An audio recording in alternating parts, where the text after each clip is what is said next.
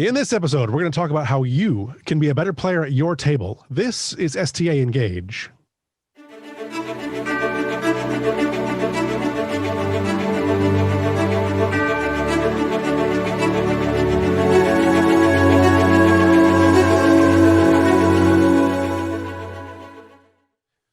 Welcome to the show. I'm your host, as always, Dr. RPG Jeff Harvey. Last episode, we talked with STA writer Aaron Paulier. It's actually Paul E. A. Yes.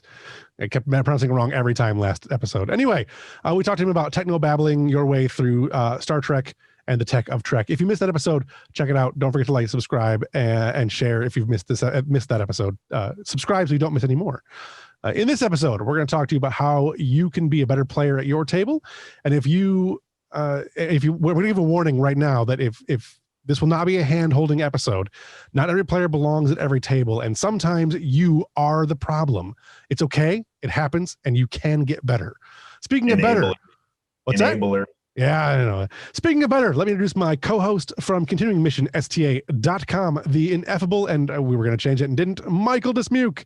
We were going to go for inconceivable, I think. And I just want every game master to know who's watching this right now that you're going to have an opportunity to hear me vent. And so, grab a drink, your favorite refreshment, because I am going to talk about these nightmare players. But make them watch this because they're going to come out so much better. Right, Jeff? Yep, this is the bag on players episode. So the goal of this show was to help fans of Star Trek and of role-playing better engage with the Star Trek franchise and Star Trek Adventures role-playing game. This show is brought to you by the letter P, the number 22, and the support of people like you. So if you enjoy what we're doing here, please share this episode with just one other person. That's all we ask. Or consider supporting the show on Patreon. Help keep the show going for the rest of season 1, which we've got a number of episodes left to do, and show your support so that we can make season 2 a reality. If you like what we're doing and you want to have more of it, best way to help us out is to help us out. You will get access to the show archive, not just this show, but old shows that I did, other podcasts, including The Quest, which is role-playing in general, a lot like this show, but role-playing in general. You'll get uncut episodes of my streaming show, the Star Trek Europa game. You'll get behind-the-scenes stuff for that game and for this show, as well as automatic entries into giveaways that we're going to be doing, which we'll talk about in a future episode. You'll also get invites to live Q&As, your name in the credits of not only STA Engage, but also Europa and any other projects that we're doing, that Studio Tembo is doing, which will include an upcoming documentary that I'll talk more about in the future. That's right. And if you get all that stuff and you don't understand it, that just means you're not deep enough. That's right. Get deeper. And we'll be adding more stuff all the time. But let's get down to business first.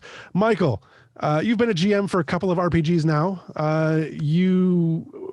How would you sum up a good player in a single word or maybe like a sentence? Like if you could do that, what would it be? What would you say? The key word that sticks out in my mind is empathetic, meaning that you got 3 to 7 people sitting around the table. And even though you think you're the star of the show, you're actually a co-star of the show, and being empathetic to what's going on around you with the game master and other players. That's what I think about. Yep. For me, I'd have to say that the one word, or really it's more of a couple of words, but so that makes them a good player, is probably being proactive. More accurately, though, it's proactively collaborative. And I'll get more into what that means as we go through. But first, we're going to get some general tips that every player, including GMs, even good players, will need to keep in mind to become better players or even great players. It's important. First, and I cannot stress this even close enough, the first and most important thing is to be respectful.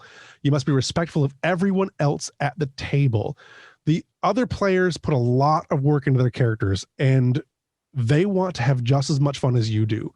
The GM also put a ton of work into the session. The game, the world, the setting, the story, everything.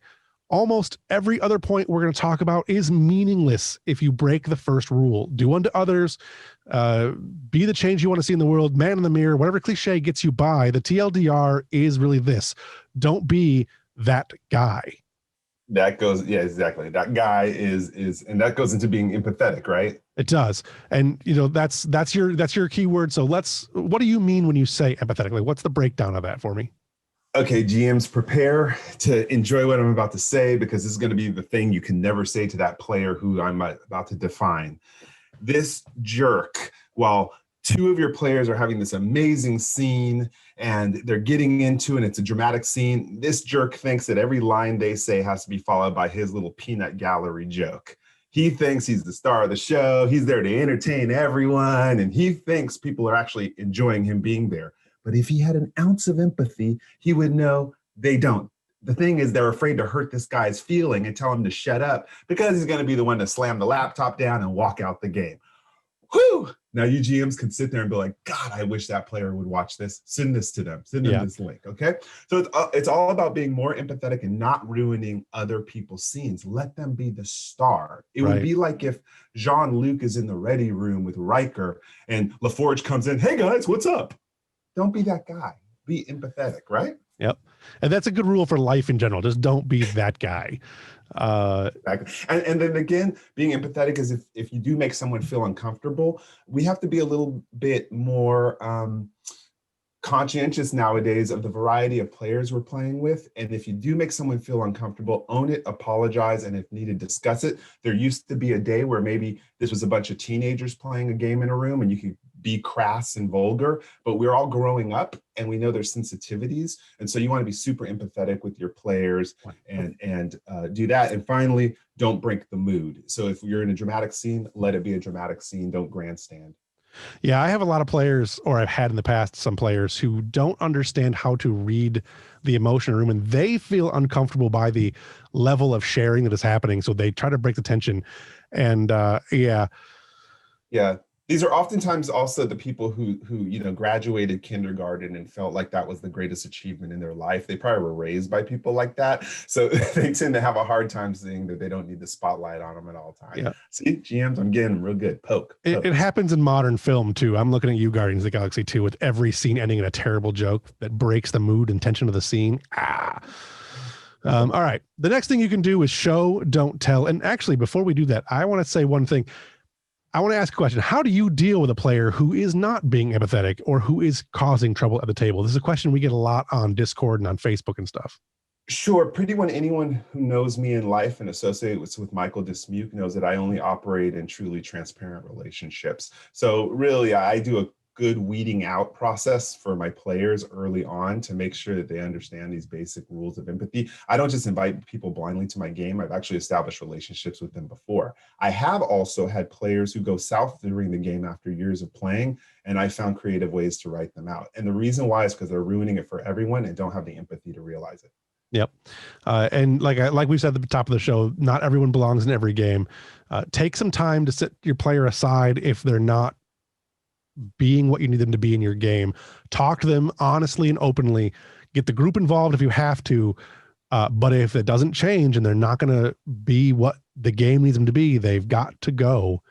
Well, and let me add to that too. Remember, some people use being offended or being overly sensitive as their defensive mechanism not to have serious conversations. And if someone's like that, you're always stepping on eggshells around them, that's their defense mechanism. I don't need those in my personal life and I don't need those in my game. Yep. All right. So let's go on to show, don't tell. And this is an important one. You may write a 20-page backstory, but if you don't show the other players what your backstory is and what's made your character who they are, then it doesn't mean anything. It's about as meaningful as middle school slam poetry, which is bad stuff. I've read mine recently. We've said it before, and I'm sure we'll say it again. Your character needs to have motivations, personality, hopes, dreams, flaws. They need to be a rounded character. But if you never show any of that on camera, quote unquote camera, then it doesn't matter. Kristen Stewart gets a lot of screen time, but man, she's got to be hard to play with, right? She's hard to work with because you never see any emotion on her face or anything. Yeah. I have to agree with you. Some of the best, one of my players I'm honored to have is Troy Mepians, who's a writer for STA.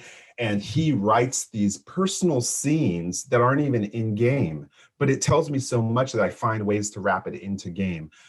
So I love it that he shows his weaknesses, character's weaknesses and his strengths in that way.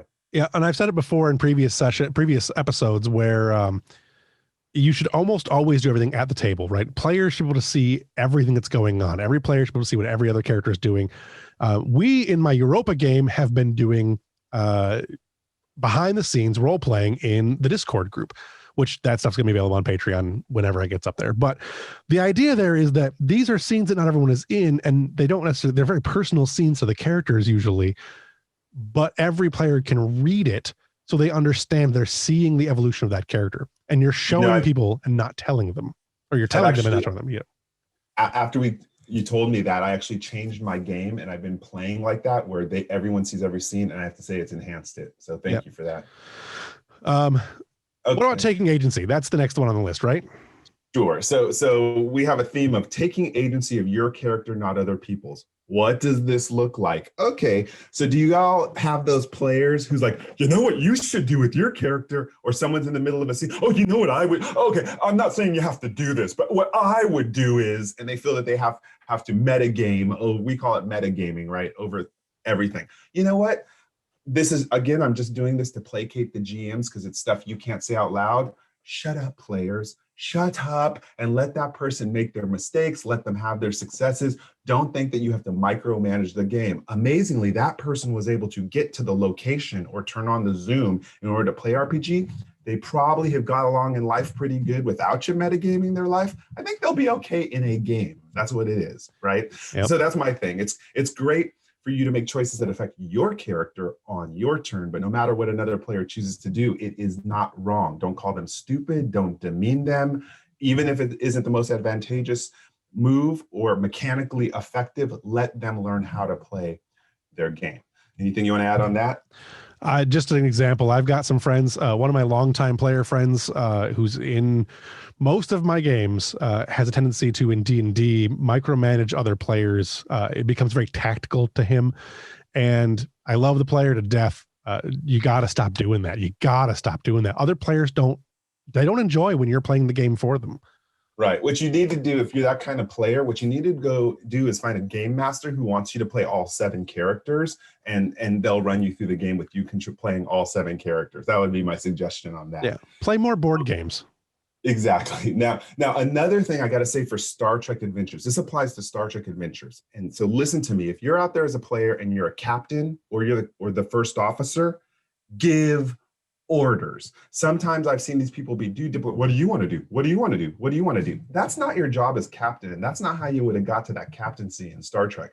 So when the time is right, when you're under fire, it's not time for discussion. You're the one who's supposed to have all this command experience. Start shouting orders. Okay. When things aren't as action packed or anything like that, fine. Let people have their own behalf. But in Star Trek, take the reins of leadership.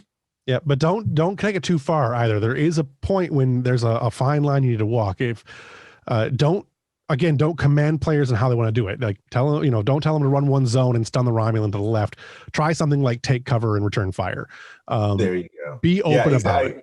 Good. And I love that. Evasive maneuvers, but don't tell them where to evade to. Yes, exactly. Right. So give the overall and then trust that as captain, you actually hired or picked the right people that you trust to make good decisions. Your Starfleet vessel has the best of Starfleet in it. So you know that you can count on the people underneath you to do the jobs they're trained to do. You don't have to tell every pilot how to fly every ship. You don't tell every gunner how to fire their weapons. You're fine. In the same vein, though, and to start tipping into the idea of proactive collaboration, players more than GMs should always be thinking in a yes plus or a yes and or yes but mentality. I think everyone talks about GMs need to be yes plus, yes and. I don't agree with that. We'll talk about that in a different episode.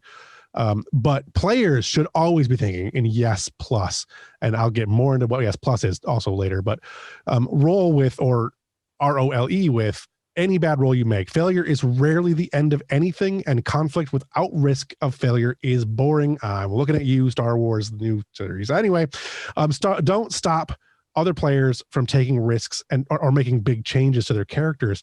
Most TV shows end with everything being reset to the way it was as the quote unquote opening normal, right? Big Bang Theory and other shows like that, and House. Nobody really ever grows. And you know that it's all going to work out by the end of the episode. It's fine. It's entertaining, but it's almost never the great storylines that we talk about years later, or that we're chomping at the bit to see every week. The best shows are normally the ones where you really don't know what's going to happen next. Game of Thrones, The Sopranos, to some extent DS9, Cobra Kai. I need to watch season 3. Oh, so God. Excellent. I'm so glad you mentioned that, because that show, if anybody wants to learn how to write oh my goodness, that show is so well done. Yes, I can absolutely agree. It's a great show to watch. And that's a free plug for you, Netflix. Sure. You have a good idea of what's coming next because the cast is the cast is the cast. You know who's probably going to be there. But major changes could be lurking around every corner. The Walking Dead is a great example of that. Yeah, exactly. And so that's the point, fully owning your character, getting into the story.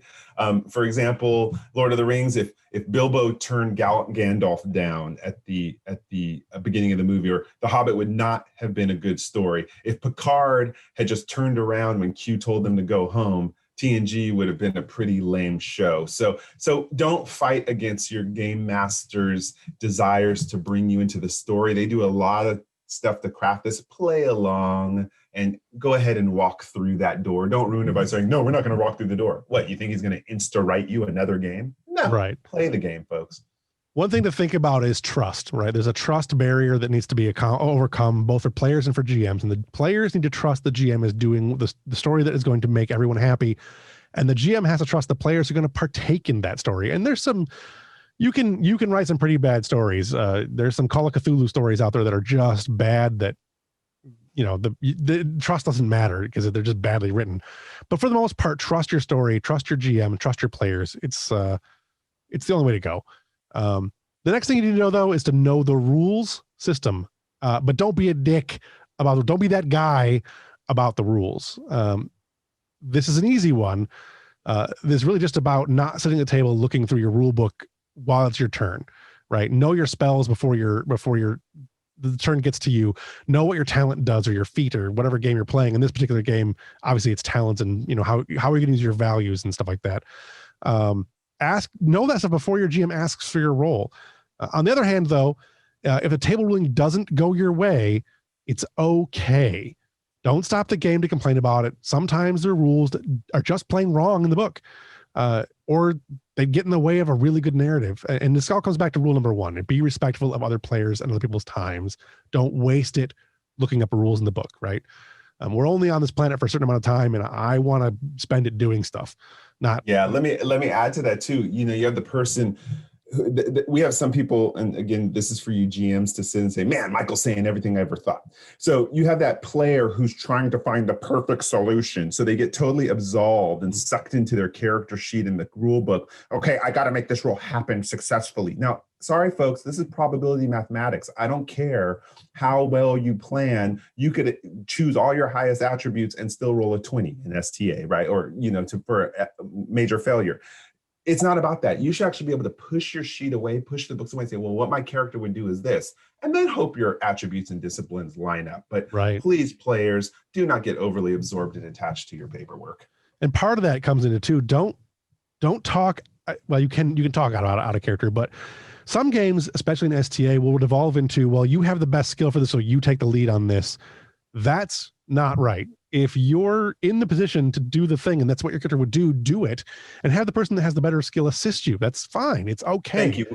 Thank you. And to back this up, because some people need canon, if you look at Picard, he's done something in every one of the disciplines at some point. Command, con, flown a thing, science, medical. They all are well-trained, well-rounded people. So just because you're not the best at it doesn't mean you're not going to succeed. Remember, it's called probability mathematics with those dice.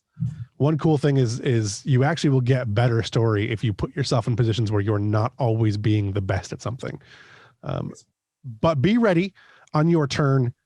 Can't stress it enough. Be ready on your turn. Combat is already slow in most games, including STA. It's faster than most games, but it's still slow. Don't take time to don't make it worse. Don't make it worse for anybody. Think ahead 1 or 2 turns or 3 turns if you can. Have a plan, have a backup plan, have a backup plan if you can. It's not chess, but think ahead. Think about what's going on in the scene, what you want to happen in the scene, how you can get to where you want things to go in the scene. Pay attention to what everyone else is doing. Be ready to act, and you'll find that things will move faster. You'll look smarter, even if you're not, and you'll be more engaged with the game, the story, the players, everything around you. Good. Let me tease some players for a second. So here's the scenario to make your point. Okay, guys, you walk here and a snake drops out of a tree, and you say, okay, what do you do, Captain? And this is what the player does. What do I have on me? Well, of course, yeah, you have your phaser. What's around me? A snake just dropped out of a tree on you, dude. It's like 3 inches from your face. Let me look at my No, anybody knows you jump out of the way. So just go with that natural reaction. Don't give us 15 minutes of boring us with, can I pull out my phaser and put on the stun setting in case the snake is sentient? No, act naturally, be ready on your turn, keep the game moving. Also, keep your phaser on the stun setting most of the time. You're in Starfleet. That's a good idea.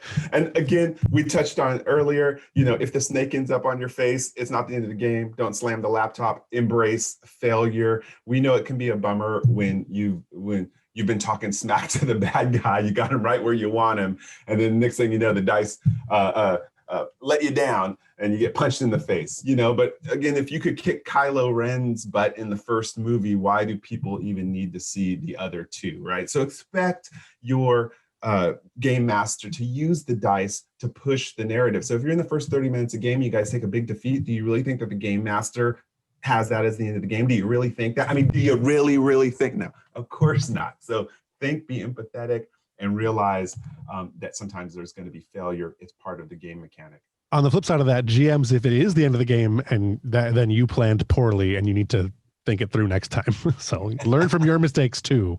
That's true. I'm not kidding. I had a player when I was like 15 years old running a game. He died the very first roll. I didn't know what to do. It was a very good learning lesson. All right. Suppose, for instance, you can't pick a lock, and we're going back to failure, right? Even though that's your thing, you have that skill.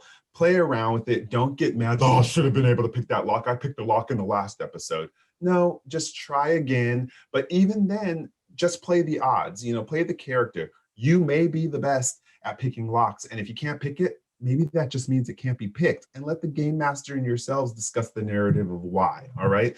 And this also calls back to taking agency of your character, being a yes plus player that Jeff was talking about, and not poo-pooing a character by stealing their light. For instance, if Quarks is the locks guy and he can't pick the lock and he backs away, this is way too difficult, Umok, whatever. Well, then Julian and Jake don't know it was because of a bad roll. They're just going to say like, man, okay, we better find an alternative situation. This lock just can't be picked. So push the narrative along, people. Don't get fixated on failure.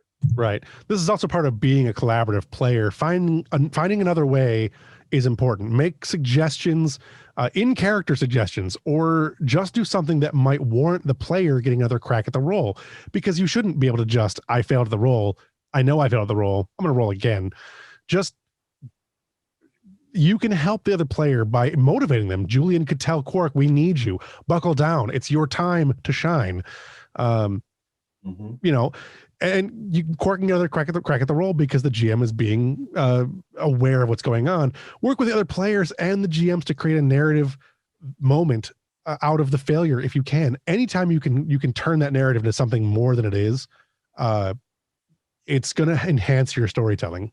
Yeah, Jeff, you've said before, fail forward whenever possible. And that's the point. Fail forward, learn from it. It adds to great experiences. We talked about that before in other episodes. Just because you failed a roll doesn't mean you're done. For instance, Indiana Jones, he failed his jump over the pit, right? He hits the thing, he's about to fall, but catches the edge. What did he do? Did he roll again? No, he grabs a vine, pulls himself up. Oh, the vine broke loose, another fail, right? He could have fell to his death there, but that does help the narrative. It creates tension, and the game master's not out to kill you, I think. Usually. So, yeah, usually. Hard failures should be used when dramatically appropriate, and the rest of the time, if possible, failing forward is going to be a better story. We laugh at it in my game. It makes for great storytelling. Yeah, and it's always going to be more fun because you're going to get that pulp feeling, right? You're going to get that idea that you're overcoming greater obstacles because you're failing your rolls, but you're still going to succeed probably in the end. I'm not always, but we're not running Call of Cthulhu here. This is Star Trek. You're most likely going to be okay. Beyond that, though, play the game that you're there to play. Some GMs don't mind table talk or phones or books or laptops or whatever, but personally, and this is me, I find it kind of rude. Amen. Pray. Testimony. Yeah, right. Again, see the rule about being respectful that I talked about earlier. I put in a lot of work to run the games I run. For every hour that my players get to have fun, I've probably put in at least 3. And I've been doing this for a long time. So some games it's, it may be less in a practice GM like me. I can do D&D off the top of my head. I don't even need to write anything, but there are some GMs, especially those who are still working on their improv skills or who build models or paint minis or use soundscapes or, are just a little less experienced. They may take 6 or more hours per hour of gameplay to create the story that you're going to involve yourself in. You playing Pokemon Go at the table or, crushing candy between die rolls, at least in my mind, it's disrespectful. Smack talk about some of those players I've had. Yeah, before. go ahead. How about this player? Okay, I'm gonna give you some advice. Oh, it's my girlfriend. Oh, it's my partner. Oh, and they're checking their phone and texting the entire time. If you can't get 3 hours to 4 hours of personal time a week to yourself for something you feel is important, if you haven't committed yet, get out now. Okay, like we all do things in life. I mean, we live in a society where people take their phones to their toilet. How embarrassing is that? You can't even take care of your natural functions without being connected to the world. But I'm going to talk about those players. I'm the same way. No phones at the table. I'm training up my nephews right now. And I'm like, no multitasking over Zoom while you're doing this. You're either in it or out. And because it does ruin it for everyone if your partner's texting you the whole time because they don't realize you're just playing RPG and nothing else. Right. And I mean, we understand, GMs understand if you've got family or kids that that are the babysitters, whatever, and you need to have your phone available, it's fine.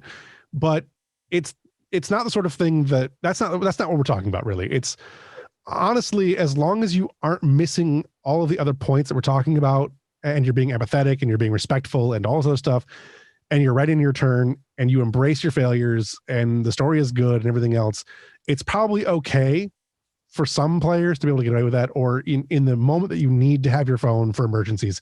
All right, we get it. It's not what we're talking about. I'll tell you this, though. If you're at my table and you continually disrupt the flow of my game because you aren't paying attention, you are looking for a new table because I'm not going to put up with it. Totally agree. Yep.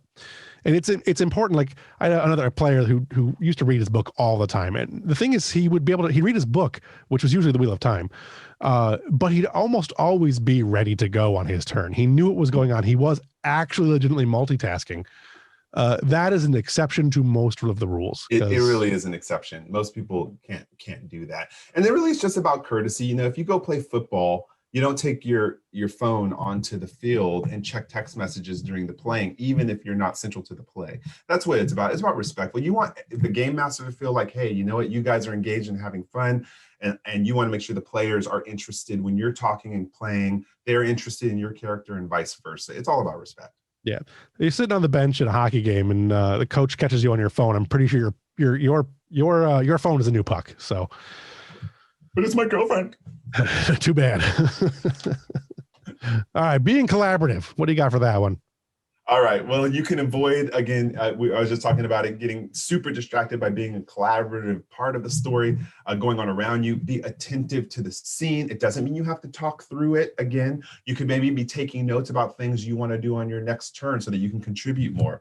Don't just passively consume the story. You are an actor. I always tell my players, when you're here, you're on stage at Phantom of the Opera. You have a role, and you should, just like a Phantom of the Opera, you don't see the Phantom checking his phone when the other people are talking. When he's up in the rafters, he's engaged even if he's off to the side. That's what I want my players to be. And then find your moment and get in there, mix things up, build on everything. If you disagree with the conversation you overheard, then corner the person in the corridor, the Star Trek corridor, and say, by the way, I overheard you saying this to the captain. No, you're wrong. You suck.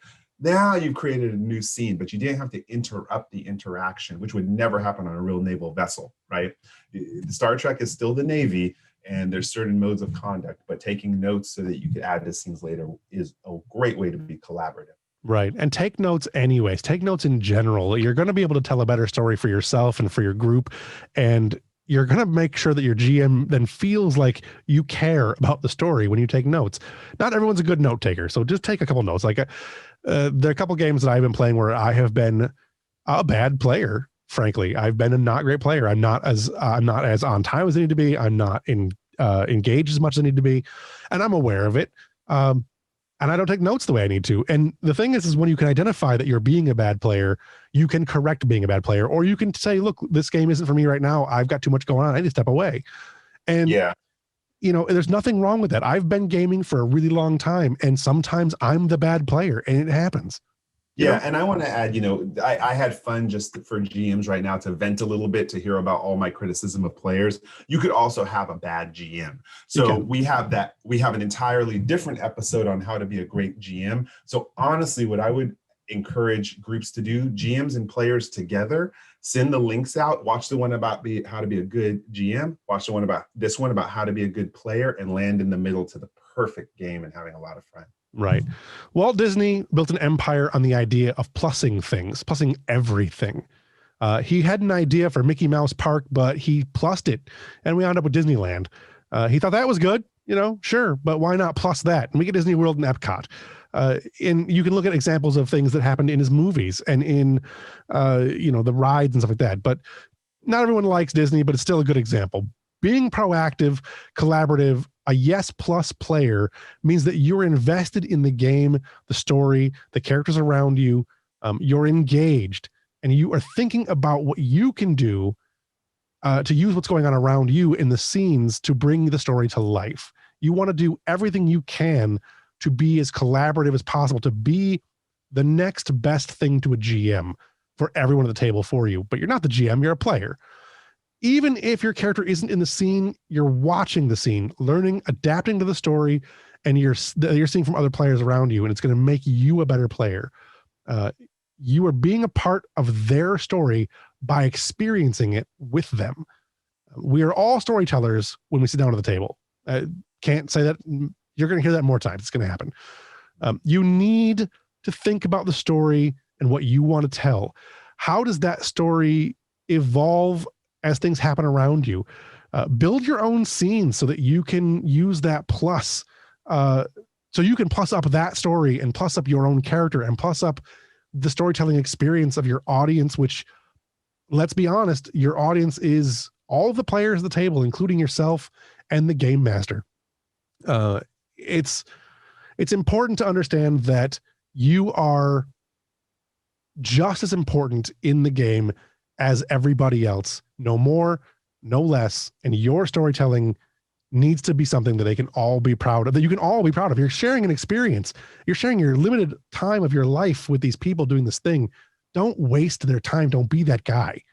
Yeah. And I have to say, to wrap up my thoughts is, I played RPGs for 30 years, and the older I get, the more I see it's really helped me hone my writing skills, my creative skills, my ability to think differently and see other people's perspectives. So even though it's a game, I think most geeks who play these games wish for the day where we have an end credit on some geek show somewhere. This is the opportunity to refine the skill. So it's fun, but understand this is also actually practice with colleagues who share the same interests. And so if you come with it less than this is a game to this is a workshop, what a great time. And believe me, you'll look back and won't regret these moments. That's right.